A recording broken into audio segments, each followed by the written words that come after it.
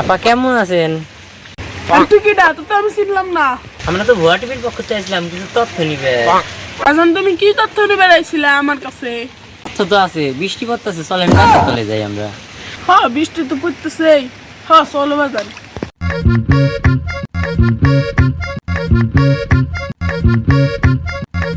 আব্বারে আমি তো একটু দুঃখের ভিতরে আছি, কি করবে তাড়াতাড়ি কর।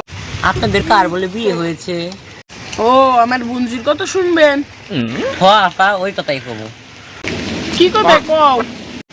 আচ্ছা ওদের বিয়ে হয়েছে কি করে?